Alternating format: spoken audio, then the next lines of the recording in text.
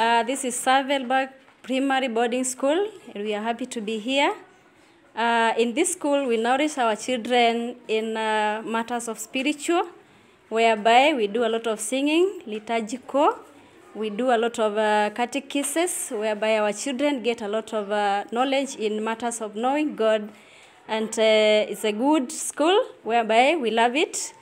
And we pray that each and everything may start with God and may end with Him. I invite you that we may have a song to praise God. Welcome.